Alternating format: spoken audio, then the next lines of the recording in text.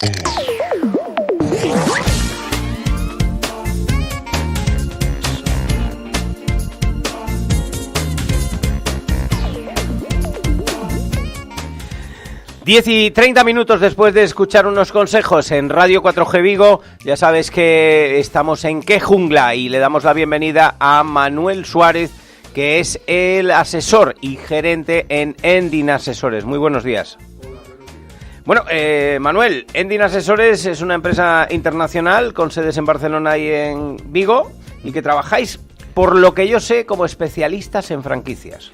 Correcto. Bueno, además de ser asesores en general para la industria o para las empresas, tenemos una especialización desde hace muchos años que nos dedicamos a crear y a desarrollar proyectos que las empresas quieren hacer en franquicia. Las franquicias tuvieron una época de mucha moda, que estuvieron muy ahí, pues en boga. ¿Y cómo están hoy en día realmente las empresas de franquicia? Porque hubo un boom exagerado en aquellos años 2004, 2006, 2007, y luego pegó un batacazo esto cuando la crisis también, y se hundieron muchas, ¿no? Sí, bueno, la franquicia es un negocio ampliamente probado. Es decir, no es algo primero, no se acaba de inventar, y segundo, no está sujeto a modas. Lo que sí es cierto que es un negocio que en algún momento de nuestra historia económica española se dio a una fácil especulación. Se malinterpretó, no se respetaron los principios básicos de un proyecto de franquicia y, como en tantos otros sectores, se abusó de la especulación, y lo que se hizo fue deformar y perjudicar gravemente al sector, cuando realmente el sector lleva muchísimos años funcionando en todo el mundo y sin ningún tipo de problema. Pero lo que ocurre es que, repito, si uno desvirtúa un producto, al final lo que llega al gran público es malo y además es rechazado. Si hablamos de franquicias, lo que entiendo es que cuando una persona entra en una franquicia o quiere optar a una franquicia, entendemos que esa franquicia está más que probada, pero hubo casos que no. No casos, hubo muchos casos. Es decir, nosotros mismos en nuestra empresa, que somos, no puedo decir pioneros, pero sí llevamos muchos años, incluso hemos tenido en algún momento que, debido a esa especulación de la que he hablado antes, frenar nuestra propia actividad. Porque evidentemente como en todos los negocios, hay unos principios básicos, hay un Padre Nuestro, hay un ABC, que si uno no respeta, pues al final se vuelve en contra. Es decir, hay 3 principios muy, muy básicos. Hay más, pero realmente lo puedo resumir. Uno no debe franquiciar un negocio que no esté ampliamente probada su eficacia y su, rentabilidad. Entonces hay algunas reglas muy sencillas. Tú no puedes hacer un proyecto de franquicia y venderle a alguien una idea de un tipo de negocio que tú previamente no hayas probado ampliamente. Y no solamente que hayas probado, sino que puedas demostrar que es rentable. Hay una norma que dice, como mínimo tienes que haber tenido 2 años un negocio que funciona muy bien, con 3 puntos abiertos, franquiciados, con rentabilidad probada, o al revés, 3 y 2. Es decir, que realmente tú lo que no puedes hacer es vender algo que tú no puedas demostrar que realmente funcionas. ¿Por qué? Porque realmente lo que tú estás vendiendo es lo que los franceses llaman savoir-faire, es decir, el know-how. Vendes tu conocimiento, lo que tú has aprendido, has desarrollado y has demostrado.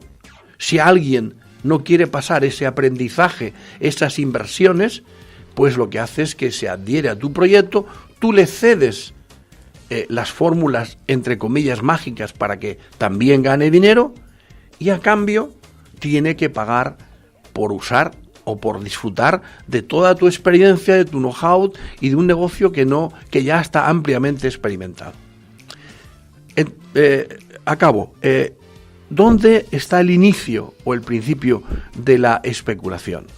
Pues que en algo tan goloso como que cuando una persona le cede a otra el uso y disfrute de una tecnología probada, de una experiencia, de un know-how, de un savoir-faire, normalmente se cobra un canon de entrada, que es supuestamente lo que ayuda a amortizar las inversiones que el franquiciador ha realizado previamente. Esa es una forma muy rápida de conseguir dinero, porque la segunda parte, que es el pago de royalties que hace el franquiciado al franquiciador, es otra gran fuente de negocio, pero que el franquiciador malo, entre comillas, casi que no le importa, porque lo que quiere es un crecimiento rápido a base de cobrar esos derechos de entrada, ese canon, ese pas de port que dicen los franceses, realmente, lo cual le permite una, digamos, rentabilidad muy rápida al franquiciador, sin importarle si más tarde ese negocio funciona o no funciona. Si hablamos de franquicias, una de las que más está trabajando a nivel internacional es McDonald's. Sí, es el paradigma de las franquicias, pero no la única. Es decir, que McDonald's la conoce todo el mundo. Es un caso fácil de entender. Está en un nivel de franquicia en el que las inversiones para ser franquiciado de entrada ya frenan a mucha gente. ¿Por qué? Porque no estamos hablando de 100.000 euros, no estamos hablando de 50 millones. Estamos hablando de mucho dinero para abrir una franquicia McDonald's. Es una inversión verdaderamente importante. Pero hay gente la gente conoce McDonald's como el paradigma de las franquicias. Y sin embargo, a nivel de ese tipo de franquicia, por ejemplo, de hamburgueserías, hay otras franquicias en el mundo que son más importantes que McDonald's. Y la gente no las conoce. No las conoce en España. Por ejemplo, hay una franquicia en Estados Unidos que es, nosotros le llamaríamos Popeye, es Papaya, que es una franquicia de pollo frito que es muchísimo más grande a nivel mundial que McDonald's. Entonces, el negocio de franquicia es un negocio multimillonario a nivel mundial. ¿Qué ocurre? Que en España, como muy bien has dicho al principio, hubo un boom, y como yo he pretendido explicar, a causa de, pues que hizo que ese crecimiento fuera tan rápido de franquicias que realmente no lo eran, porque no podían demostrar que lo eran, porque no había un señor que, por ejemplo, tenía una perfumería que le iba muy bien y de repente dice, voy a hacer franquicia.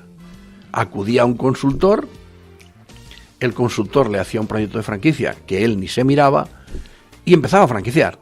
Y entonces, primero con conocidos, luego con amigos, empezaba a cobrar dinero para abrir franquicias. Pero esas franquicias ni tenían estructura, ni tenían organización, ni tenían know-how, ni tenían nada de nada. Entonces, al cabo de 1, 2, 3 años, y digo 3 años durando mucho, la mayoría cerraban. O otros se independizaban y hacían lo que querían, lógicamente, claro, con su negocio. Ahí nos vamos a otro de los muchos problemas que tiene la franquicia. En otros países también, pero en España en particular. El carácter español, a pesar de ser un tópico, pues como todos los tópicos, tienen una gran parte de verdad. Y es que el español nos cuesta mucho obedecer. Si vamos a tópicos, nos fijamos, por ejemplo, en Japón, y todo el mundo ve que los japoneses son ordenados, educados y gregarios. Y yo conozco japoneses que no lo son. Sin embargo, es un tópico, pero es cierto. Sin embargo, al español, cuando un franquiciador le dice, estas son las normas a seguir al negocio, a los 10 minutos el franquiciado quiere saber más que el franquiciador. Eso por un lado. Le cuesta seguir y respetar las normas establecidas. A los 10 minutos, a los 5 minutos ya sabe más que el franquiciador. A los 10 minutos está tratando de enseñar él al franquiciador. Y a los 15 minutos ya está modificando el funcionamiento de la franquicia. Si a eso le añadimos que la franquicia a lo mejor no es lo que tenía que ser, vamos, la fórmula es explosiva. Al final no gana nadie. Entonces ves abrir franquicias con un rótulo muy bonito y al cabo de un espacio corto de tiempo han cambiado el rótulo, la franquicia sigue, el negocio sigue parecido a, pero ni era blanco ni era negro y al final cierra. Entonces eso ha hecho muchísimo daño a la franquicia a nivel general. Usted, Manuel Suárez, ha escrito 2 libros, me parece, de franquicia. Sí, bueno, vamos a ver. Yo durante mucho tiempo me dediqué a tratar de desarrollar el negocio de franquicia en la época en la que realmente la franquicia entraba de verdad fuerte en España, con Javier Honrat, el presidente actual de la Asociación Española de Franquiciadores, con Jaime Dusía. Nos dedicamos a dar conferencias y a expandir en la Feria de Valencia, la Feria de Madrid. Y todo esto hizo que en algún momento pues decidiéramos intentar, o yo decidiera hacer una pequeña aportación y mi empresa creó la primera guía de franquicia que se hizo un poquito ordenada en colaboración con el Banco NatWest, y durante un tiempo esa guía se vendieron muchos miles de ejemplares, incluso se vendían en las propias oficinas bancarias, porque el Banco NatWest creó un departamento para ayudar a las empresas de franquicia, tanto franquiciadores como franquiciados. Y durante un tiempo ese libro sirvió para apoyo. Y luego, pues evidentemente he hecho muchos artículos, muchos pequeños blogs, cosas que tenían que ver con la franquicia. Pero tal como hemos empezado el programa, hubo un momento que mi empresa decidió dejar reposar el mercado, puesto que tal como iba y por el camino que iba, no podía funcionar bien. Tanto es así que los propios franquiciadores, o mejor dicho, las propias consultoras de franquicia, empezamos a sufrir las consecuencias de esa, tendencia del mercado, especulativo del mercado, en el que realmente cuando un futuro franquiciador acudía a un consultor, en el fondo lo que venía era un poco a comprar un billete para el éxito.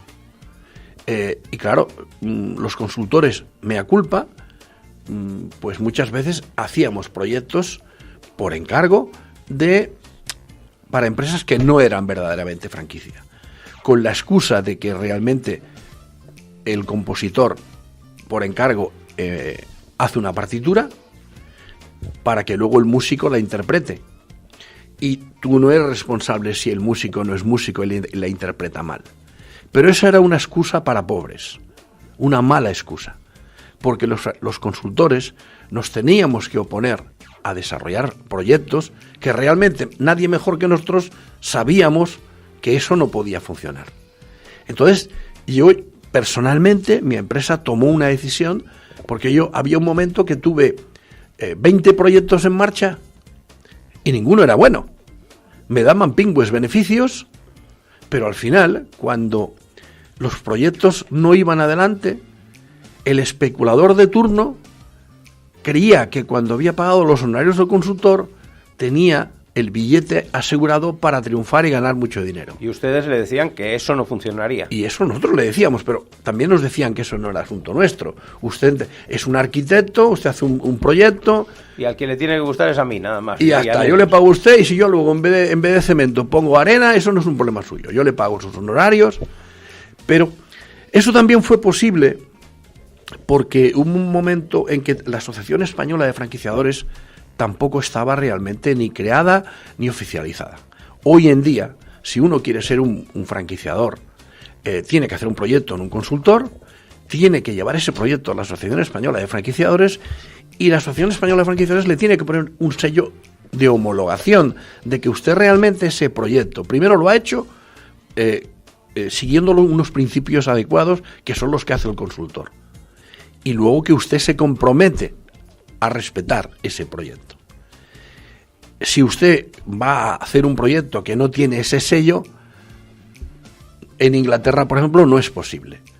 Usted no puede abrir una franquicia si no tiene el sello de homologación de la Asociación Española de Franquiciadores, que a su vez está integrada en la Asociación Internacional de Franquiciadores, Mundial de Franquiciadores. Es decir, gracias a Dios las cosas se van arreglando, la conciencia también de la gente va cambiando, la gente tampoco ya es tan confiada, porque hablamos de franquiciadores, pero el franquiciado también, cuando le van a vender una franquicia, debería tomar una serie de precauciones, porque tenemos no para un programa, tenemos para cientos de programas, porque el contrato de franquicia, que es la piedra filosofal de toda esta historia, hay contratos leoninos, contratos en los que realmente el franquiciador exprime hasta la última gota de su sangre al franquiciado. Y el franquiciado resulta que al final lo que hace es invertir, trabajar como un negro y no ve un duro, porque todo el beneficio se lo lleva el franquiciador. Con lo cual, empezando por el contrato y segundo por los términos del propio contrato, que aunque pudieran ser legales, son abusivos o no son rentables, el franquiciado o potencial franquiciado debería acudir a un consultor, como cuando vamos a un abogado o al notario para hacer una consulta, para decir, oiga, mire, yo quiero poner una franquicia de helados y las condiciones son estas. Pero a nadie se le ocurre pedir, oiga, deme usted la cuenta de explotación, explíquemela y justifíquemela, porque el papel lo aguanta todo y a veces se les entregan a los franquiciados papeles que son el cuento de Caperucita. Por lo tanto, deberían de asistir a un asesor para poder saber si esto va bien o no. Por lo menos, hoy ya es más fácil detectar los fraudes, pero también hay gente muy desconfiada, pero también la mayoría son gente muy confiada, porque la publicidad, el marketing, la publicidad agresiva, la publicidad engañosa, te pueden vender un producto muy bien vendido, donde, por ejemplo, en lo que he mencionado antes, la cuenta de explotación, pueden incluir tu sueldo como beneficio. Y cuando uno pone un negocio, primero, tiene que pagar los gastos. Segundo, tiene que pagar tu trabajo. Y luego tiene que amortizar la inversión que has hecho. Y luego tiene que dar beneficios. Entonces, claro, muchas franquicias ese examen no lo resisten, porque te venden como beneficio tu propio trabajo y el de toda tu familia. Con lo cual, si uno realmente en la cuenta de explotación pone todo lo que uno tiene que poner, el negocio tiene que pagar eso, como mínimo. Y casi, bueno, no digo todas, pero muchas franquicias, las importantes por supuesto que no, se olvidan de la amortización de la inversión. Yo voy a invertir 100.000 euros, 50.000 euros, 40.000 euros, y lo primero que tengo que hacer es pagar mi trabajo. Segundo, recuperar el dinero que me ha costado la inversión. En 1, en 5, en 10, en el término que se pueda, que estipule el franquiciador. Y que el franquiciado acepte, porque si le pone una amortización a 50 años, pues estamos fastidiados. Es decir, en función de qué tipo de maquinaria, uno puede vender una franquicia en el que la inversión cubra la instalación inicial, pero sea una instalación que se deteriora muy rápidamente y a los 3 años esté obsoleta. Entonces, si eso no está previsto en el proyecto, ¿qué ocurre si al cabo de los 3 años el franquiciado tiene que reinvertir 100.000 euros que no tiene? Pues complicado lo tiene, Manuel. Se nos acaba el tiempo. ¿Dónde podemos encontrar a Endin Asesores para que nos asesore, no solo en franquicias, sino en muchos temas legales? Bueno, aparte de nuestra página web, que es fácil de ver, tenemos una particularidad, y es que nosotros, por defecto, atendemos las 24 horas del día, 365 días al año. No tenemos horario, estamos en Vigo y en Barcelona, la central está en Vigo, en el Camino Pereiras número 5, tenemos aparte internet, tenemos el teléfono nuestro, también está en la página. El 689 30 45 81. Sí, ese es un teléfono con distintas ramificaciones que le pueden atender a cualquier hora, y un fijo también, el 986 20 34 67. Endinasesores.es es la página web. Manuel Suárez, gracias por estar hoy con nosotros. Te traeremos otro día porque queremos hablar de otros temas que hacéis en Endin Asesores. No, hoy solamente hemos hablado de franquicia, pero en Endin hacéis muchas cosas más. Nos tenemos que ir a la publicidad, a un consejo enseguida, dentro de un momentito, con un poquito de música, porque tenemos enseguida al presidente de ANFACO, a don Juan Vieites. Hablaremos de la Asociación Nacional de Fabricantes de Conservas, así que enseguida volvemos, no se vayan.